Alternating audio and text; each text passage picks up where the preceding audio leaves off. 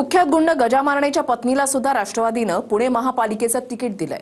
गजा मारणेची पत्नी जयश्री मारणे या प्रभाग 10 मधून राष्ट्रवादीच्या घड्याळ चिन्हावर लढणार आहेत।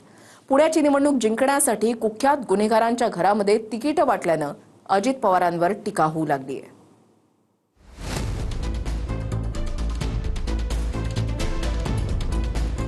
पुण्यातल्या कुख्यात गुंड मकोकामधला आरोपी आणि मारणे टोळीचा प्रमुख गजा मारणे याच्या पत्नीला अजितदादांच्या राष्ट्रवादीनं उमेदवारी दिली आहे। त्यामुळे पुण्याचे पालकमंत्री असलेल्या अजित पवारांनी निवडणुका जिंकण्यासाठी साम दाम दंडभेद या सर्व मार्गांचा वापर सुरू केल्याची टीका होऊ लागली आहे। पुण्यातल्या प्रभाग क्रमांक 10 मधून गुंड गजा मारणेच्या पत्नीला अजित पवारांच्या राष्ट्रवादीनं उमेदवारी दिली आहे। जयश्री मारणेंनी अजित पवारांच्या राष्ट्रवादीचा एबी फॉर्म घेऊन उमेदवारी अर्जही दाखल केलाय। 21 तारखेला गजा मारणेच्या पत्नीनं पुण्यामध्ये उपमुख्यमंत्री अजित पवारांची भेट घेतली होती। या भेटीत उमेदवारीबद्दलच चर्चा झाल्याची माहिती आहे आणि राष्ट्रवादीनं बावधन भागातल्या प्रभाग क्रमांक 10 मधून जयश्री मारणेंना उमेदवारी निश्चित केली। गजा मारणे हा पुण्यातल्या कुख्यात मारणे टोळीचा प्रमुख आहे। गजा मारणे हा मकोकाचा आरोपी आहे। त्याच्यावर पुणे आणि परिसरातील विविध पोलीस ठाण्यांमध्ये 27 ते 28 गंभीर गुन्हे आहेत। हत्येचा प्रयत्न, खंडणी आणि अपहरण, बेकायदा शस्त्र बाळगणं, धमकी देणं, अतिक्रमण करणं, सोशल मीडिया रील्सद्वारे दहशत पसरवणं असे अनेक गुन्हे गजा मारणेवर दाखल आहेत।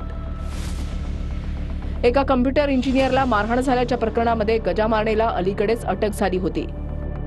त्यानंतर गजा मारणेची रवानगी येरवडा कारागृहात करण्यात आली होती। 2022 साली खंडणी आणि अपहरणाच्या प्रकरणात गजा मारणेला अटक झाली होती। त्यानंतर गजा मारणेवर मकोका अंतर्गत कारवाई करण्यात आली। 2014 मध्ये पप्पू गावडे हत्या प्रकरणामध्ये गजा मारणेवर आरोप झाले होते। 2021 मध्ये तळोजा जेलमधून सुटल्यानंतर गजा मारणेनं मुंबई पुणे एक्सप्रेस वेवर 300 गाड्यांसह रॅली काढली होती। 2025 मध्ये गजा मारणेची 5 पोलिसांसोबतची मटण पार्टीही चांगलीच गाजली होती। गजा मारणे आणि त्याच्या टोळीची पुण्यातल्या मुळशी आणि कोथरूड परिसरात मोठी दहशत आहे।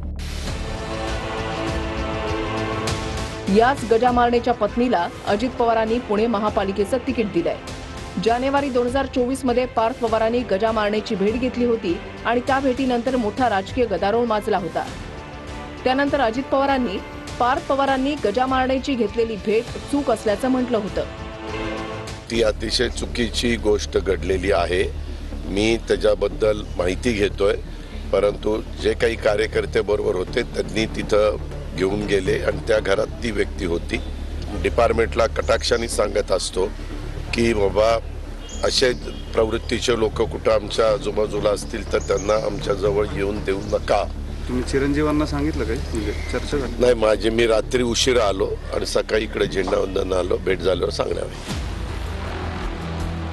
महाराष्ट्राच्या राजकारणात अजित पवारांची इमेज चुकीला चूक म्हणणारे नेते अशी होती, पण त्या इमेजला आता तडा जाऊ लागलाय। गजा मारणेच्या पत्नीला उमेदवारी दिल्यानं नेतेच गुंडांना पाठबळ देतात असा समज रूढ होऊ लागलाय।